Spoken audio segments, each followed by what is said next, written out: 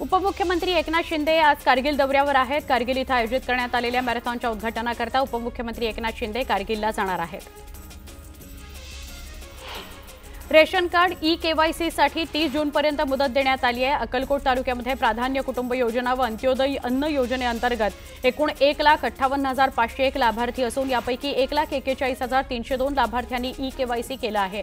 अद्याप 44,199 ration card लाभार्थ्यांची e-KYC करणं बाकी आहे। अहमदाबाद दुर्घटनेनंतर एअर इंडियाला मोठा फटका बसलाय। एअर इंडियाच्या बुकिंगमध्ये 30 ते 35% घट झालेली आहे। अनेकांनी परताव्याची चिंता न करता त्याची आंतरराष्ट्रीय तिकीटं सुद्धा रद्द केलेली आहेत। लोकल ट्रेनमधून पडून दररोज 10 लोक मरतायत हे चिंताजनक आहे असं म्हणत मुंबई उच्च न्यायालयानं शुक्रवारी रेल्वेचा समाचार घेतला। उच्च न्यायालयानं मुंब्रा इथल्या अपघाताच्या पार्श्वभूमीवर तीव्र चिंता व्यक्त केली। अपघाताचं सत्र रोखण्याकरता लोकल ट्रेनला लवकरात लवकर स्वयंचलित दरवाजा बसवण्याची सूचना करण्यात आलेली आहे। मुंबईला पाणी पुरवठा करणाऱ्या तलावाच्या पाणलोट क्षेत्रात गेल्या 4 दिवसांपासून समाधानकारक पडत असलेल्या तलावांमधील जलसाठ्यामध्ये 3,64,233 दशलक्ष लिटर म्हणजेच 25.17% इतकी वाढ झाली आहे। हा साठा पुढील 18 सप्टेंबरपर्यंत पुरेल इतका आहे। त्यामुळे आता मुंबईकरांवरील पाणी कपातीचं संकट टळलं आहे। जळगावच्या यावल तालुक्यातल्या सांगली बुद्रुक भागात रवींद्र कोळी या युवकानं उपोषण सुरू केलंय। गावात महर्षी वाल्मिकी यांचा प्रवेशद्वार उभारण्याची मागणी युवकानं केली आहे। दरम्यान युवकाची प्रकृती बिघडल्यानं वैद्यकीय पथकाकडून तपासणी करण्यात आली।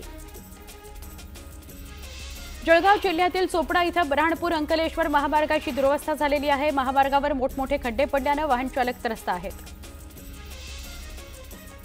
बुलडाणा जिल्ह्यामध्ये अनेक भागात पेरणी आटोपली, मात्र गेल्या 6 दिवसांपासून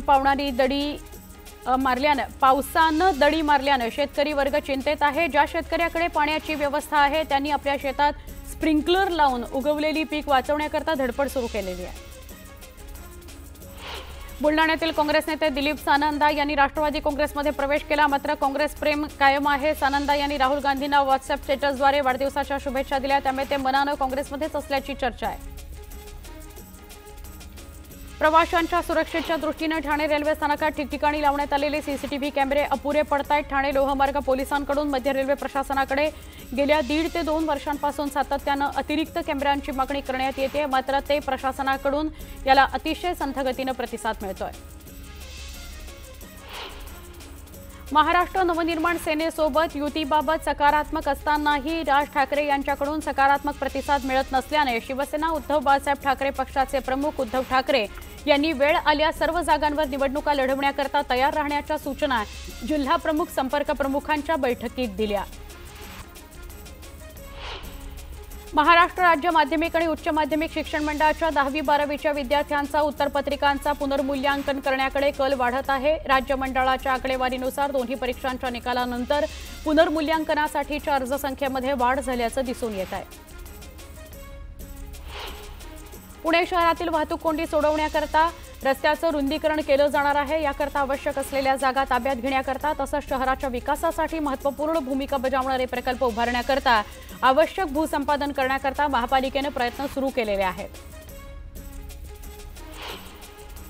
कोकण घाटमाथ्यावर पावसाची जोरदार हजेरी बघायला मिळाली। आजपासून राज्यात पावसाचा जोर काहीसा कमी होणार असला तरी कोकण घाटमाथ्यावर जोरदार पावसाची शक्यता आहे। मराठवाडा आणि विदर्भात तुरळक ठिकाणी विजांच्या कडकडाटासह पाऊस होईल असा अंदाज हवामान खात्यानं व्यक्त केला आहे। संत श्रेष्ठ श्री ज्ञानेश्वर महाराज आणि जगद्गुरू संत तुकाराम महाराज यांच्या पालखी प्रस्थान सोहळ्याला सुरुवात झालेली आहे। पुण्यातील काही रस्ते वाहतुकीकरता बंद राहणार आहेत। प्रवाशांची गैरसोय टाळण्याकरता विशेष बस सेवेचं नियोजन पीएमपी प्रशासनाकडून करण्यात आले, त्यामुळे सासवड इथून 75 अतिरिक्त गाड्या आणि मार्गावरील नियमित 34 अशा एकूण 109 गाड्यांद्वारे सुविधा देण्यात येणार आहे। मुंबईत जून महिन्याच्या पहिल्या 20 दिवसांमध्ये एकूण 884.6 मिलीमीटर पावसाची नोंद झाली। हवामान विभागाच्या कुलाबा आणि सांताक्रूज केंद्रावरील 1 ते 20 जून दरम्यान पावसाची नोंद झाली आहे। मध्य रेल्वेच्या मुंबई विभागात विविध अभियांत्रिकी आणि देखभालीची कामं करण्याकरता उपनगरीय विभागात रविवारी मेगा ब्लॉक घेण्यात येणार आहे। त्याचबरोबर पश्चिम रेल्वेवर शनिवारी रात्रकालीन ब्लॉक असेल, मात्र पश्चिम रेल्वेवर रविवारी कोणताही दिवसकालीन ब्लॉक नसणार आहे। बुलेट ट्रेनची कामं महाराष्ट्र, गुजरात, दादरा आणि नगर हवेलीमध्ये सुरू आहेत। NHSRCLनं मुंबई अहमदाबाद बुलेट ट्रेन मार्गातील महाराष्ट्रामधील डहाणू इथल्या साखरे गावामध्ये 40 मीटर लांबीचा पहिला पूर्ण लांबीचा pre strayed concrete box girder यशस्वीरित्या उभारलेला आहे। स्मार्ट सिटीतून सोलापूर शहरातील मुख्य चौकांमध्ये 330 सीसीटीव्ही कॅमेरे बसवण्यात आले। या ठिकाणी वाहतुकीचे नियम मोडणाऱ्या 20,000 बेशिस्त वाहन चालकांवर दंडात्मक कारवाई करण्यात आली। वाहन चालकांना ट्रॅफिक पोलिसांकडून 3.31 कोटींचा दंड वसूल करण्यात आला।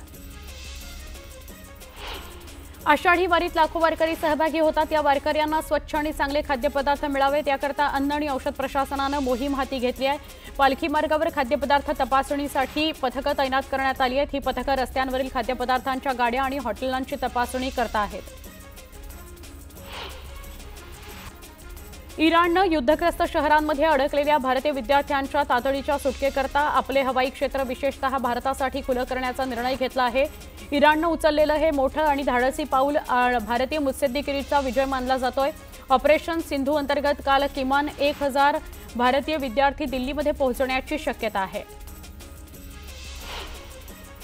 राज्यातील यंदाच्या मोसमी पावसाच्या हंगामात शुक्रवारपर्यंतच्या आकडेवारीनुसार कोकण आणि मध्य महाराष्ट्रात सरासरीपेक्षा अधिक पाऊस झाला। दरम्यान मराठवाडा आणि विदर्भात चांगला पाऊस झालेला नाही। राज्यातील इतर भागाच्या तुलनेत कोकणात जास्त पाऊस पडतो। अभियांत्रिकी औषध निर्माण शास्त्र अभ्यासक्रमाच्या प्रवेश प्रक्रियेमध्ये करण्यात येणाऱ्या महत्त्वपूर्ण बदलांसंदर्भातील अधिसूचना शुक्रवारी राज्य सरकारनं जाहीर केली।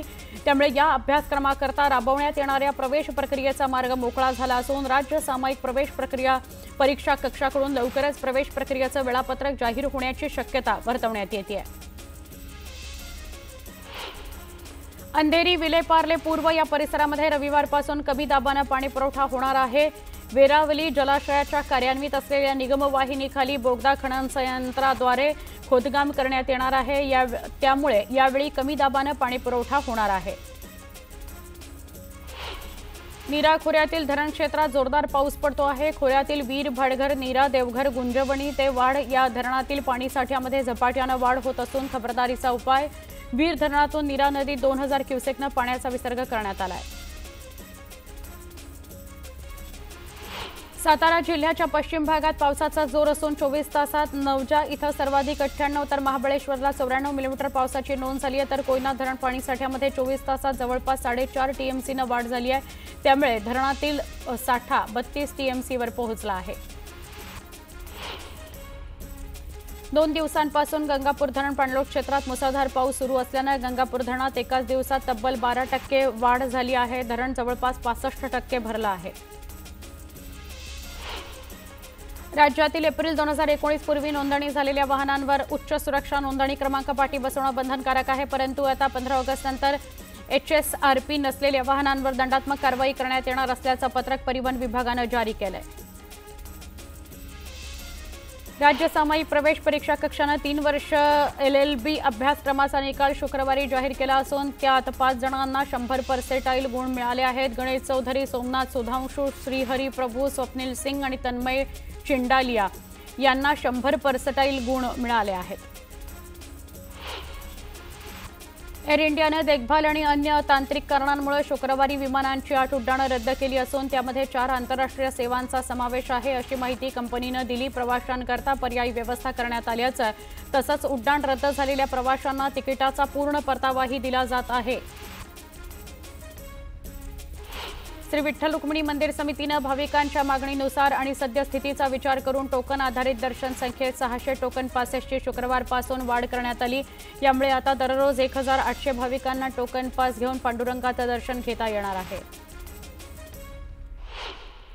स्कूटी असो वा बाईक सगळ्या नव्या दुचाकी वाहनांना अँटी लॉक ब्रेकिंग सिस्टम बसवण्याची सक्ती करण्याचा निर्णय परिवहन मंत्रालयानं घेतला आहे। याशिवाय नवी दुचाकी खरेदी करताना तिच्यासोबत 2 हेल्मेट सक्तीनं देण्याचं बंधनही उत्पादकांवर घालण्यात येणार आहे। या निर्णयाची अंमलबजावणी पुढील वर्षी जानेवारीपासून सुरू होईल। पुणे महानगरपालिकेच्या शाळेतील 5वी ते 12वीच्या विद्यार्थ्यांना पुणे महानगर परिवहन महामंडळाच्या मोफत पासचं वितरण सुरू करण्यात आलं आहे। तसंच खासगी शाळेतील 5वी ते 10वीच्या विद्यार्थ्यांना 75% अनुदानित मोफत बस देण्यास सुरुवात केली जाणार आहे। महाडच्या बिरवाडीमध्ये स्मशानभूमीची दुरवस्था झाली आहे। या ठिकाणी उभारण्यात आलेला निवारा शेड 2021 पुरामध्ये वाहून गेला। ती आजपर्यंत उभारण्यात आलेली नाही, त्यामुळे ऐन पावसाळ्यात मरणानंतरही मरण यातना भोगाव्या लागत असल्याचं चित्र आहे। ग्रामपंचायत प्रशासनानं लवकरात लवकर स्मशानभूमीची कामं मार्गी लावावीत अशी मागणी ग्रामस्थांनी केली आहे। सिंधुदुर्ग जिल्ह्यात रात्री पडलेल्या मुसळधार पावसात पणदूर अणाव या रस्त्यावर भलं मोठं झाड कोसळलं। विजेचा पोल कोसळून तारा रस्त्यावर पडल्यानं 1 तास वाहतूक विस्कळीत झाली होती। सिंधुदुर्ग जिल्ह्यामध्ये येलो अलर्ट जारी करण्यात आला आहे। जिल्ह्यामध्ये पावसाचा जोर वाढला असून जिल्ह्यात मुसळधार पावसाची शक्यता वर्तवण्यात आली आहे। नागरिकांनी खबरदारी घ्यावी असं आवाहन प्रशासनाच्या वतीनं करण्यात आलं आहे। धरणगाव उपजिल्हा रुग्णालयाच्या नियोजित इमारतीचं मुख्यमंत्री देवेंद्र फडणवीस यांच्या हस्ते भूमिपूजन करण्यात आलं। भूमिपूजन सोहळ्याकरता पालकमंत्री गुलाबराव पाटील, मंत्री गिरीश महाजन, केंद्रीय मंत्री रक्षा खडसे यांनी उपस्थिती लावली। रत्नागिरीत गेल्या काही दिवसांपासून विश्रांती घेतलेल्या पावसानं हजेरी लावली। अधूनमधून हलक्या सरी बरसत आहेत। रिमझिम पडणाऱ्या या पावसानं गेल्या 4 ते 5 दिवस उकाडा असणाऱ्या वातावरणात कमालीचा गारवा पसरला आहे। संभाजीनगरात सही करायला कोणी अधिकारीच नसल्यामुळे आश्रमशाळांचे पगार रखडले। इतर मागास बहुजन कल्याण विभागामध्ये हा गंभीर प्रकार समोर आला आहे। महाड तालुक्यातील दासगाव खाडी या पट्ट्यात सावित्री नदीच्या काठावर वराठी गावात मेरीटाईम बोर्डाकडून जेटी बांधण्यात आली होती, मात्र या जेटीला आता मोठमोठे तडे गेलेले आहेत। ही जेटी ढासळून सावित्री नदीत वाहून जाणार असल्याचं चित्र आहे। सिडकोकडून बांधण्यात येत असलेल्या खारघरच्या जलवायू विहार ते नेरूळ जलवाहतूक जेट्टीपर्यंतचा कोस्टल रोड बेलापूर परिसरामध्ये डबल डेकर करता येईल का याचा विचार करावा अशी सूचना मुख्यमंत्री देवेंद्र फडणवीस यांनी केली। हा कोस्टल रोड बेलापूर परिसरामध्ये डबल डेकर केल्यास नवी मुंबई विमानतळ JNPT परिसरातून नवी मुंबईकडे येणाऱ्या वाहनांमुळे होणारी संभाव्य वाहतूक कोंडी दूर होण्यास मदत होणार आहे। जळगाव जिल्ह्यातील चोपडा तालुक्यातल्या वैजापूर इथं अनधिकृत कृषी केंद्रावर कृषी विभागाच्या पथकानं छापा टाकून कृषी केंद्रावर कारवाई केली। या कृषी केंद्रातून विनापरवाना बियाणं आणि खतांची विक्री करून शेतकऱ्यांची फसवणूक केली जाते। या कृषी केंद्रातून 7,35,000 रुपयांचं खत आणि बियाणं कृषी विभागानं जप्त केलेलं आहे।